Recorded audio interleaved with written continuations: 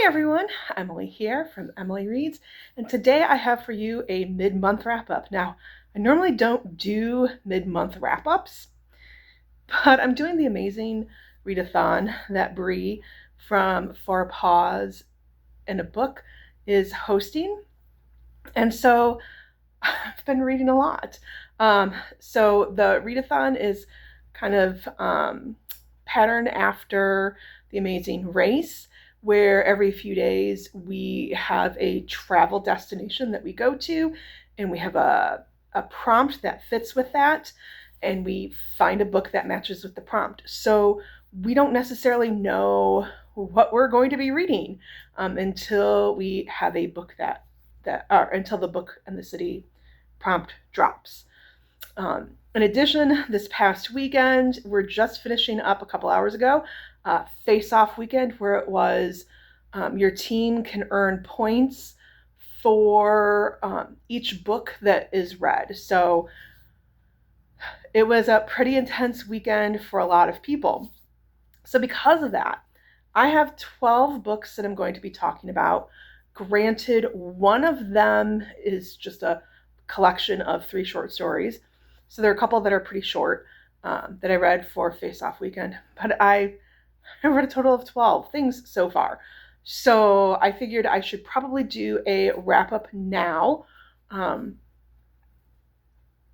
So that way, because we still have 5 cities to get to, we're only halfway through the readathon. So in order to make sure that my end of the month wrap-up is not beastly long, here I am talking about books now. Just a couple of things. One, I have a fly in my apartment. I've been trying to kill this sucker for days, and it's pretty smart and good at avoiding me. But it likes to fly around and land on me. So if you see my hands flailing or going, like, it's a fly. 2, this month was some pretty high highs with books and some pretty low lows with books and some meh books. I do have a very much beloved book that I DNF'd for some very specific reasons that I'm going to get to when I talk about that book. And I talked about it in a group that I'm in, or I was in on Facebook. I left the group because I got some pretty hard backlash when I was like, this wasn't for me. I DNF'd it. I had some significant problems with it. And then someone asked, well, what were those problems? And I wasn't going to go into the problems initially because art is subjective and a lot of people love it. Well, someone specifically asked, what were your problems? So I said, here's why I DNF'd, and I listed out some specific problems. And I was called a whole bunch of things, and I was even accused of calling the author a child essay, or someone who commits child essay. No, I have never said that. I would not accuse someone of that unless I had pretty clear, hard evidence of that. I never said that. Like, the person was putting words in my mouth. So that being said, and having had such a negative experience with talking about this book already, 1, if you love this book that I'm going to talk about later, someone else not loving it, like, art is subjective. Like, different things, people are going to love different things for different reasons. For example, I love Robin Hobb. I think that's no secret. Lots of people don't like Robin Hobb, and that's okay. Okay? 2, keep the comments civil. If you start saying some things that are just very unkind, nasty, name-calling, I'm going to remove your comment. Okay? So just please keep comments civil. I will keep my reasons for not liking this book civil. I expect you to keep those reasons civil as well. Okay? So I'm sorry, I don't like having those conversations, but it was just, there went the fly. I don't like having those conversations, but it was a really negative experience. And so I was like, let's just not be part of this group anymore. At any rate, on to reviewing the books. Okay, so the first prompt that dropped was we traveled to Toronto because Toronto has the world's largest library. And sorry, I'm going to grab something to drink here. Toronto has the world's largest library. And so our prompt was read a book that you did not purchase. And you could not use Kindle Unlimited if you subscribe to that, or Readathon, like any kind of subscription service you could not use and you could not count because you essentially paid for that book through that subscription service. So you couldn't use like a book that was checked out from the library or a book that someone gifted you. So I read Death by Dumpling, which is by Vivian Chen. This is the first book in the Noodle Shop mystery. So our main character, Lana Lee, I'm trying to think why she doesn't have a job. I can't remember if she got fired or if she quit. I think she quit. So she has a breakup, she quit her job, and she needs a job. So she is working at her family's restaurant when a long-time customer ends up dead. And they're saying that the dumplings that he ate killed him because he's allergic to shrimp and he ate shrimp dumplings. And they're all like, well, how can that be? Because we know that he's allergic to shrimp, that we would never give him shrimp dumplings. So she investigates that. It's a cozy mystery, the first in the series. I thought it was super cute. I gave it 3.5 stars. I enjoyed it. I enjoyed meeting all the different characters. It's the character of the restaurant is all in this like Asian plaza. So a bunch of different Asian stores, and the person who was murdered, he owned the plaza and was their like landlord, and there was fear that he was going to raise the rent prices for the tenants. So I'm looking forward to reading more in this series, and I actually have the next book checked out.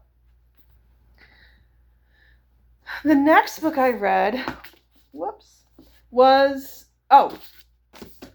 I'm talking too early.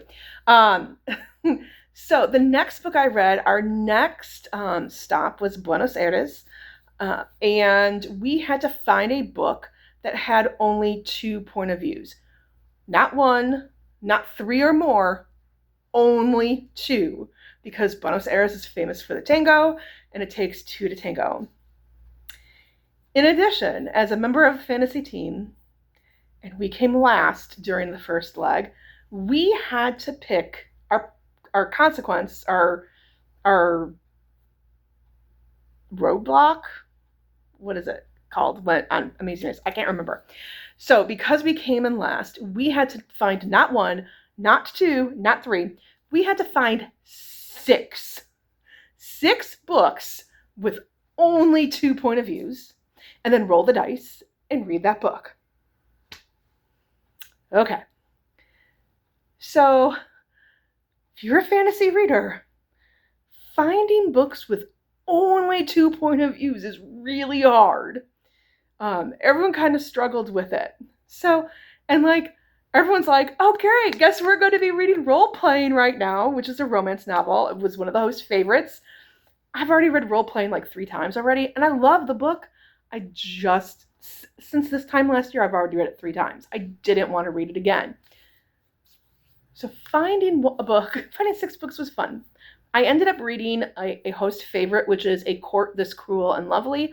Cannot remember who the author is. It reads super fast. It was a 550-page long book, which is great for our team. I ended up flying to Buenos Aires, which meant that I was able to double the points. It's a very fast read. I read it in a day. For it being, and again, remember, I'm a teacher. It's summer break, so I have no obligations. I'm not working. I don't have children. I don't have a spouse. I can sit and read. So it was a very fast read, and we follow our main character, Priska, who is, she's 22, and in her society, children, when they are born, they are supposed to give up their magic to the gods as a sacrifice. And then when they turn 25, they get their magic back.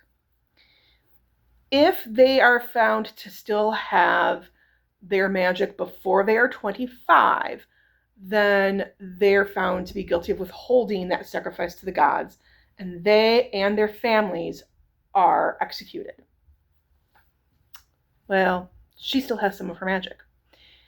So, in order to escape execution, she flees her village. It's a very dramatic flee. And as she flees, she comes across a band of mercenaries that, and she creates a bargain with the leader of the mercenaries to help her free her best friend who has been captured, and they work together. It's a fantasy romance, the first in a series. It was a fast read. I would give it, I enjoyed it. I would not rank it as better than Fourth Wing or A Court of Thorn and Roses. But I still did enjoy it. I would give it like a 3.5 stars. Do I want to continue on in the series? Yes, but it's not like, oh my gosh, I have to read this. I enjoyed it. Okay. Now we'll go back to this book, which is Community Board by Tara Conklin. Isn't this cute? This cover is so cute. It's so delightful. It's so whimsical. It's darling. This is a rough read. I would give this about 2.5 stars, and that's kind of generous. We follow our main character. I'm terrible with remembering characters' names. So Darcy Clipper. Okay, so Darcy Clipper, she is reeling after her husband has an affair and wants to have a divorce. And then her job says, take the time that you need to regroup. So she goes home, discovers that her parents aren't there. They've moved to Arizona without telling her. And then she gets an email from her boss who's like, I can't just give you unlimited leave time because now everyone's going to want that. And sucks for you. You didn't get this in writing. You're not fired. So legitimately, her life is horrible at the start of the book. Legitimately. Because the people in her life are trash. This is a 250-page book, and we get about 100 pages of her wallowing in depression, lying on the couch. Again, legitimately, she has had a horrible, horrible life circumstances. But it was 100 pages of her wallowing out of a 250-page book. And this book, again, cute, whimsy cover. We do start kind of getting some whimsy, but it wasn't enough. It wasn't as whimsical as I wanted it to be. So this is hard to get through. I read it for a book discussion group, so that's why I finished it. And this will be going in my Panko store after I'm done with this film, or after I'm done with this video. There was a woman in my book discussion group. She recommended it. So, like I said, books are subjective. Other people might like this. I just did not. The next book I read was The Ministry of Time, 5 stars. I loved this book. I thought it was just beautifully written. So, this is in the near future. I have to take a look at okay. So, what is her name? In the near future. Sorry, I'm trying to remember our main character's name.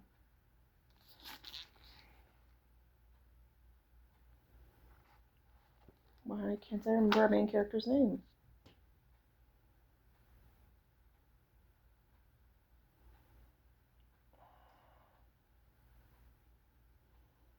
I forgot my main character's name. So this is written by Kayleanne Bradley. Okay, so what this is about.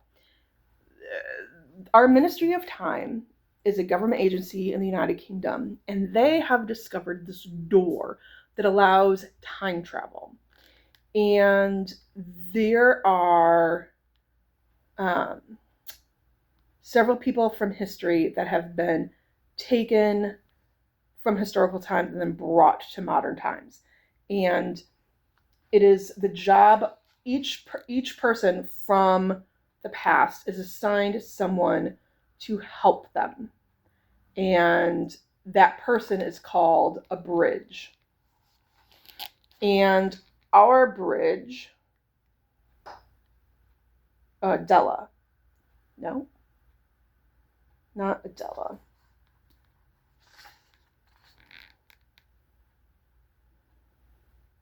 This is the problem when things are told in first point of view. Okay, I can't remember our bridge's name. Okay, so our main female character, she is a bridge that works for the Ministry of Time. And it is her job to help Graham Gore, who is a commander from the 1842s, and he dies in 1845. He was part of an expedition to the Arctic, and no one from that expedition survived. There went the fly again. And so what was beautiful about this book, so our bridge, our main female character, she is half Cambodian, half British. Her mother was a refugee from Cambodia. And so this book talks a lot about here-ness and there-ness. When they talk about here-ness and there-ness, it's a lot about, well, Graham Gore are people who are from the past. They're no longer in the past, but they're not part of the present because this isn't their timeline, and they're taken from their timeline and brought into this time. And that kind of discussion also relates to how, you know, our main female character of how do I navigate being part of two different worlds and never fully being part of each world. So I just thought that was beautifully written, those discussions of what it means to have a dual heritage and how to navigate that. In addition, there's a mystery. What is the Ministry of Time? What is their purpose? Where did this door come to be? How did this door come to be? And it's also a beautiful love story. Yeah, I'm so glad I read this. I was kind of nervous when I picked it from, when I selected it from Book of the Month, and I was like, let me just give it a shot, and I'm so glad I selected it. All right, the next book I read, so Community Board and Ministry of Time, I managed to finish my Buenos Aires prompt early, so I read those books as sightseeing prompts. Okay, then the next city that dropped was Berlin, and we had to pick a book that had movement in it because of Berlin's transportation system was highlighted. So we had to find a book with movement. And so I read Turncoat by Jim Butcher. And this is, I don't know what number book now in the Dresden Files, but it was the next book that I needed to read in the Dresden Files. I loved this book. I would give it 4.5 stars. I thought it was wonderfully paced. I, of course, love Mouse. I love Toot Toot. I love Butters. I appreciate getting to know more of the overarching, you know, each book has a conflict that Harry is trying to resolve. So,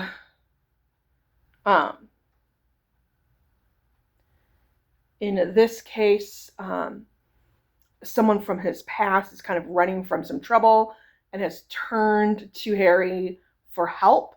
And so he's trying to protect him and figure out, like, is he wrongly accused of a crime? And so we have that main conflict of the book, but then there's this overarching conflict for the whole world and for the whole series. And so we got more in that overarching conflict. And some of the developments at the end were just I'm heartbroken for Harry for some of the developments.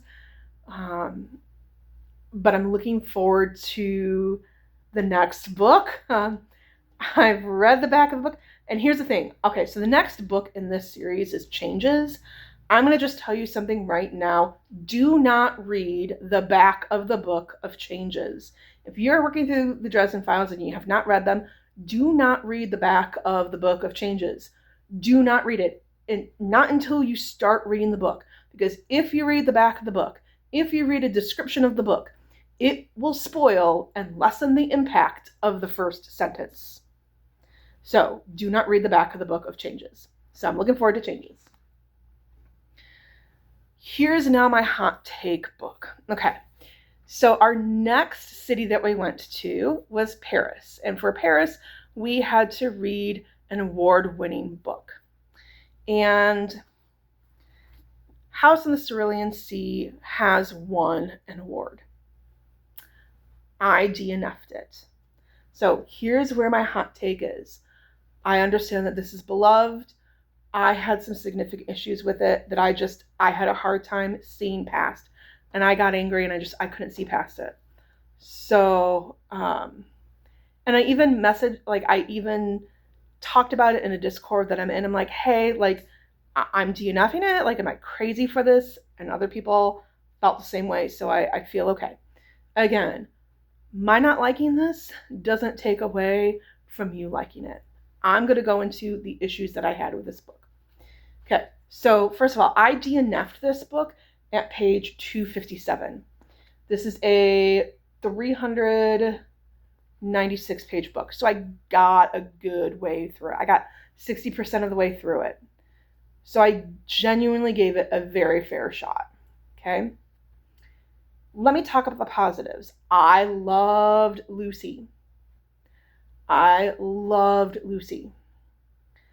Anytime Lucy opened his mouth, I cracked up. Now, when I first read Lucy, I'm like, what? This is a little over the top. And I'm like, wait, but that's how 6-year-old kids are. Like, 6-year-old kids are over the top. And they're going to say over the top things. So I just loved him. I loved Chauncey. I loved him holding out his little tentacle, asking for a tip for every little thing that he did, and then going like, didn't I not lay out your clothing so nicely? What, did I do such a good job? And just his dream of being the best bellhop that he could be. Loved Chauncey. Okay? Here are where the problems are. And I really tried to suspend my disbelief, but I couldn't. Okay, so first of all, we know that Arthur, our main character, our main POV character is Linus, who he is a caseworker for the department in charge of magical youth. Okay, and he is in charge of going to this house, which is an orphanage run by Arthur.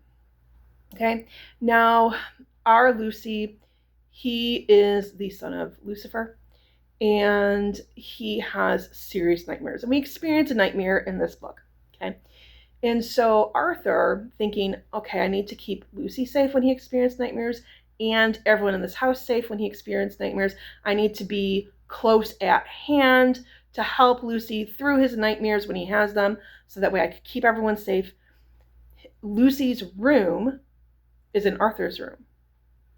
Lucy's room is set up in the closet of Arthur's room, so Arthur could be close at hand when Lucy has nightmares. Linus is not the first caseworker who's gone to this house. More than one caseworker has gone here and has not had a problem with it. I've worked with kids with trauma. There is no way that would be okay.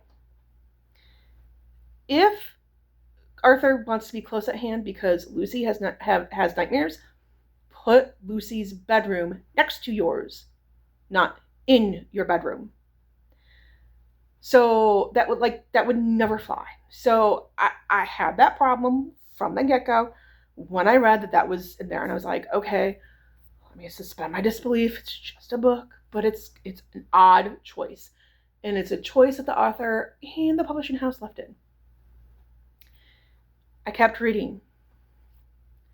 And then we are at part where they're going into the village, they're going shopping, and this garden gnome who is one of the children at the orphanage, they're in this gardening store, and she makes a comment about garden shovels and size of the shovels. And she makes this comment very innocently, doesn't realize what she's saying, and Linus takes it as in an adult context. And the reader is meant to take it in an adult context. And I found it very odd. And that's what actually had me shut the book and get very angry. Like, why are we giving adult jokes to children? And yes, I understand this is a fictional child. It's in a book. I get that. I just thought it was very odd. And I don't know if I would have the same reaction to that if I had read this book before watching All Quiet on the Set. I don't know. But I'm reading this post watching Quiet on the Set, where it's just really odd to give children adult jokes. And it's gross. And so that's what I got angry. And so I closed the book and I'm going to move on with my life. Again, please understand this. I was loving some parts of this book, but I just got angry and I was just like, I need and uncomfortable. And so there are plenty of other books out there in the world to read, and I'm going to move on. Please hear this. If you love this book, I'm not calling anyone anything. I'm glad that you love this book. This book and this author are just not for me. This book will be in my Pango shop. Okay. Remember, please keep comments civil. Okay. Then I did some sightseeing because I made it to Paris in time with some sightseeing to do. And I read Drowning by T.J. Klune. And I would give this 3.5, 4 stars. It was a good thriller. So in our story, I always have to look to find main characters' names because I can never remember names. So this is a plane and it crashes in the Pacific Ocean, not too far from the coast of Hawaii, one of the islands of Hawaii. And Will Kent and his 11-year-old daughter are on the flight. And Shannon, Will's wife, and they're in the process of getting a divorce. She is on shore, and she is a professional diver, and she helps rescue Will and Shannon, from the flight. And actually the question is, will she be able to rescue them? This very much reminded me of Apollo 13. If you've seen that movie or know anything about that, it just was like one thing after another. And I was like, oh my gosh, are they going to make it? I did peek at the back of the book while reading this because I was like, I can't deal with it. Whether they live or they die, I need to know what the outcome is so that way I can mentally prepare myself and read through the book. It was that tense for me. I did enjoy this book. Like I said, I would give it 3.5, 4 stars. It's a wonderful palate cleanse. If you like thrillers and action-packed books, I definitely recommend this book. I'm not going to read this again, so this will go in my Pango shop. Again, not because this was a bad book. I just know that I'm not going to read it again, and I need to make room for other books, okay? All right, man, oh, shoot, I just lost my spot. This is longer than I thought it was going to be. All right, I did a little bit more sightseeing, and I read The 7-Year Slip by Ashley Poston, and I love this book. 5 stars. Check. Oh my gosh, this was beautiful. Beautifully written. Okay, so this is... Okay, so Clementine West, her aunt has died. And her aunt leaves her apartment in New York. And the funny thing about this apartment is that it will take people to the past. 7 years in the past. So she comes home from work one day at her publishing house. She works at a book publishing house. She comes home for work one day, and there is a man, Iwan, in her apartment, 7 years from the past. And so it's just a beautiful book of finding your identity, finding what is important to you and your goals and your dreams, finding love, and also working through grief. Please check content warnings or trigger warnings, because there is something that can be triggering. I'm not going to say what it is because it is kind of spoilery. So if you don't mind being spoiled, please check those triggers, okay?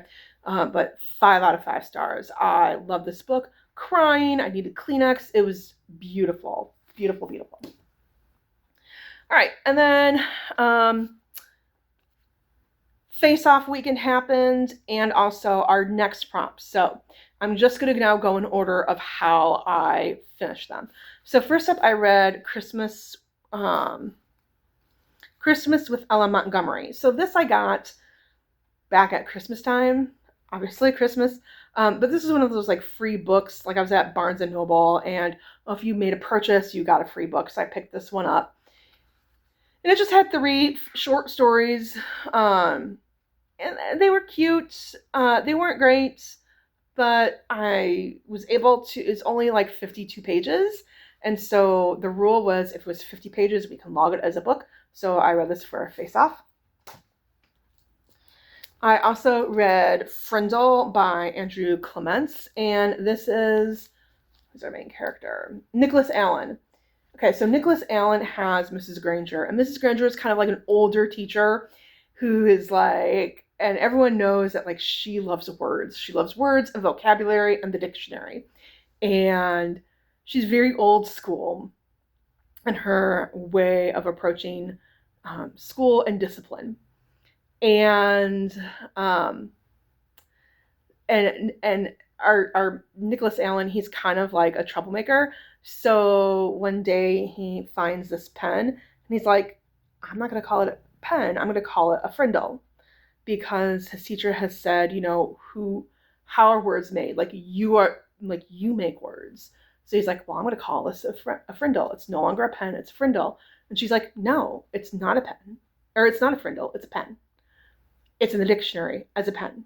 The Latin word, the word for pen comes from a word that meant feather, because people used feathers. Call it a pen. And so it becomes this big old thing of like, he's gonna stick to his guns and this is a frindle. And I loved it. Like, this teacher, I can only aspire to be Mrs. Granger. And I can't go into what that means, but I'm going to tell you, when the beginning and how she responded to things, I was like, yep, that's early on in my career. That's probably how I would have responded to things. So I thoroughly enjoyed it. I can understand why Andrew Clements is a popular author for middle grade students. So then I also read The Whipping Boy by Sid Fleischman. This is a Newbery Award winner. And this is about Jemmy, who he actually is titled The Whipping Boy. So this actually was a thing. It's a historical thing that, like, so what it means to be a whipping boy, the prince, if he gets in trouble, like if he does something at school that's not okay or does some shenanigans, rather than the prince getting whipped for punishment, the whipping boy gets whipped. Okay? So that is Jemmy's job. And one day the prince says, I want to run away from the palace. And Jemmy's like, no, that's a bad idea.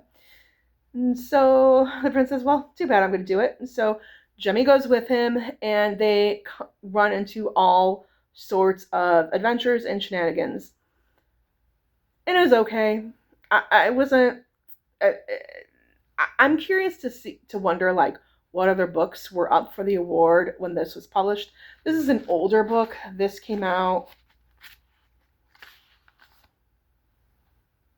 in 1986. So I'm just curious to know like what else was published at that time. But it was okay. It was a nice fast read.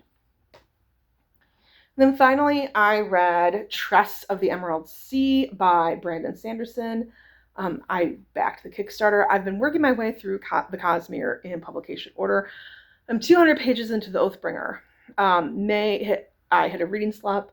I'm not going to be reading 1,000 pages during the Amazing Readathon in one book. I'm not that fast of a reader. Like the prompts drop like every 3 days. I am not that fast of a reader.